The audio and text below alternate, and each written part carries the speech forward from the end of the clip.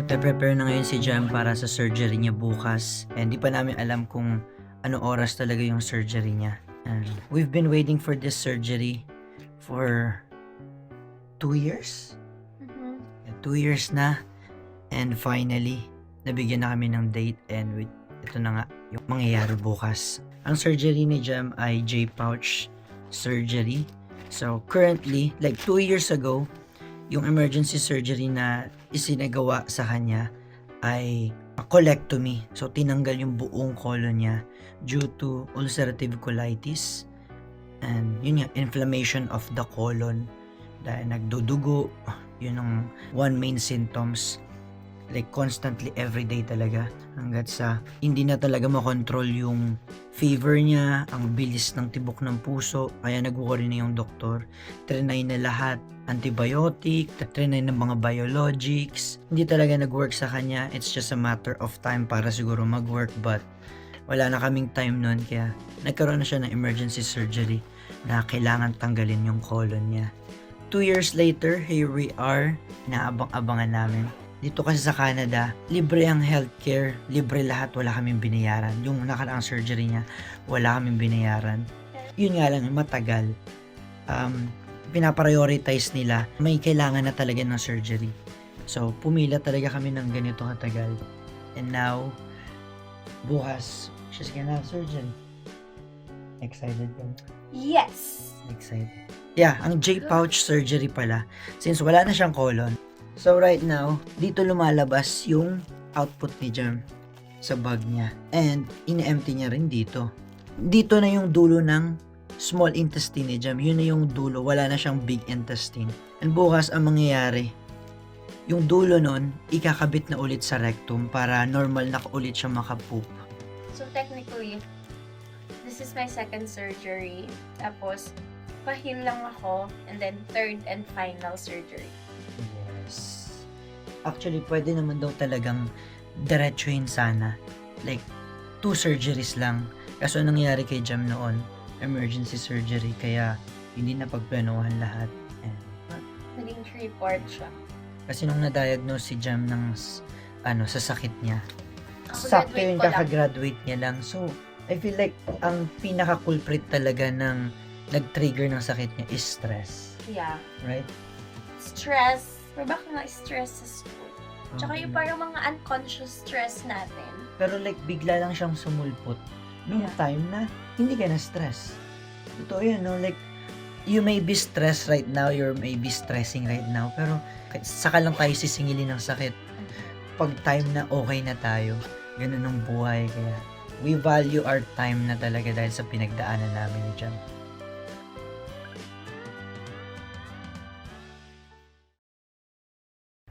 We're on the way to hospital. Time check ay 8 a.m. 8 a.m. Mochi, you go pipi. Go pipi. So ngayon, sunduin lang namin ng parents ni Jam. Go pipi. And iiwan si Mochi dun sa bahay nila. Mochi, Grabe, may sakit ako. Sinisipon. Inuubo. Saan ka na lang? Mag-check-in na sa hospital. Mag-wait na lang tayo. May time na yung surgery mo. Wala pa. Sila daw sa akin doon magsasabi. Tatanggalin na namin yung corpus bracelet namin.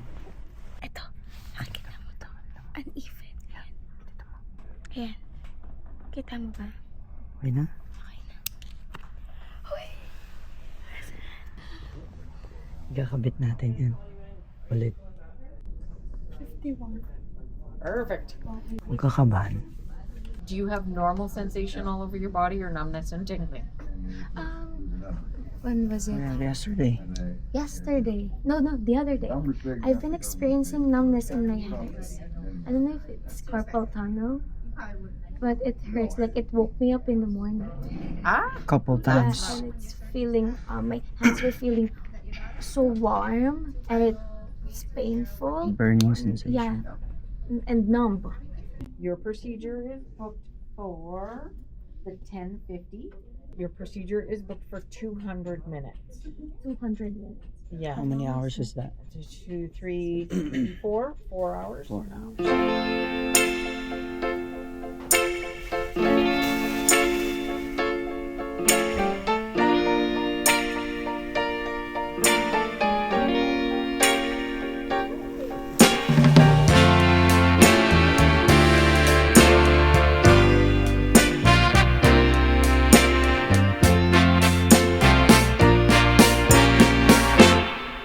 makis kasi may ubo ako. Love ko. Joke. Baliw. Wala. Wala.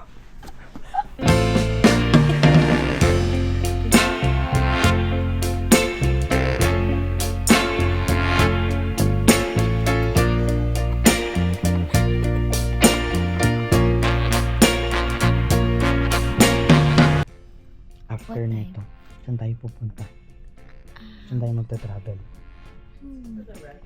Asia. Saan sa Asia? Sa Vietnam. And China. And Thailand. Explain ko sa inyo paano ang opera ni Jam.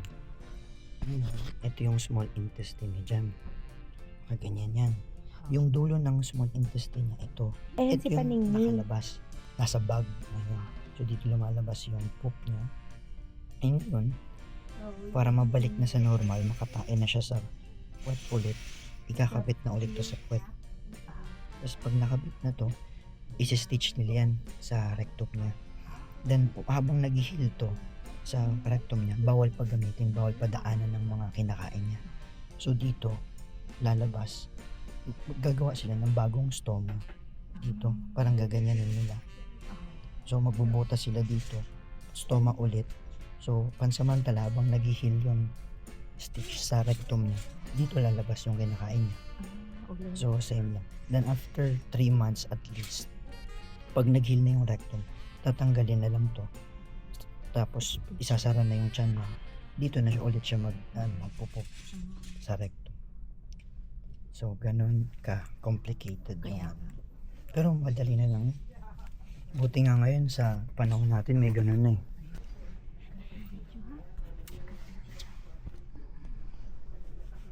Relax lang. Pag kinabahan ka, hinga ng malalim. Focus ka sa inyo. Exhale, ha? Inhale. Exhale. Okay? Good me with John. It's okay. Pagising mo tulog. Kakayanin mo yan. Pagising mo nandiyan naman kami ulit. Okay. Kaya mo. Everything is fine. Basta. Pag natatakot ka, hinga ka lang. Focus ka sa hinga mo. Inhale. Exhale. Pakinggan mo lang ang hinga mo. Kasi pag pag nagpapanik kasi, ibig sabihin kulang ka lang sa oxygen. Okay? Okay. Have you please?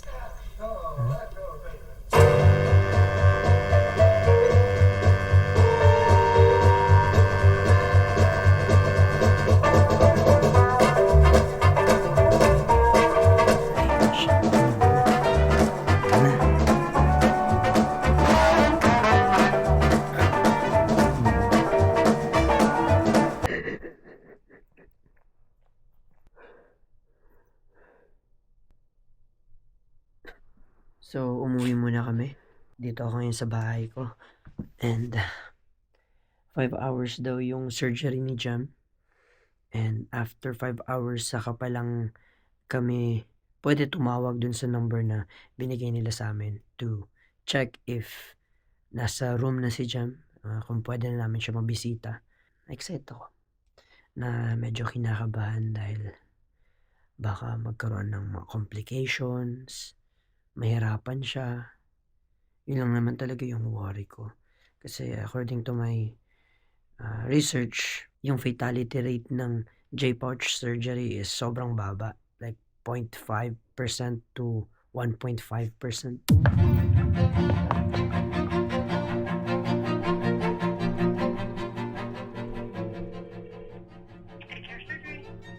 Hi, I'm just checking in for Honey Jam. So I just found her. She's in the OR still. Tawagan ko na. Hello, how can I help you?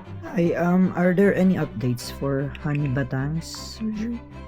She's done. She's out of surgery. She's in PAR. She just went at 3:45. Okay, so are we able to come in now? or- Not yet. Not yet. Sorry. Daycare surgery. is not available. So, nakalabas na ng recovery room si Jam. Nagkakarating lang din namin dito. Nandun na daw siya sa room na pag-stayan niya for ilang days. Thank you so much. No worries.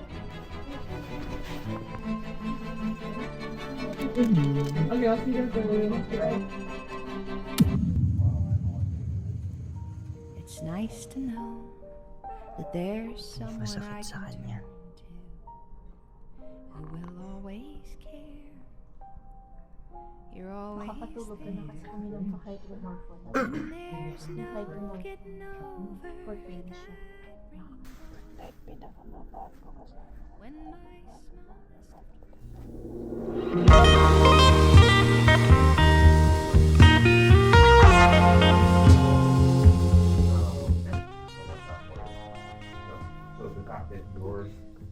So, nangangati na yung paa niya, guys. It's a good sign na magta-travel na ulit kami. Good morning. How are you feeling? Masakit lang ang mga surgery sa'yo, no? Normal yan. Pero everything's looking good. Yung bago niyang stoma, ang ganda. And, yeah, nakangiti siya. Love you. Thank you, Lord.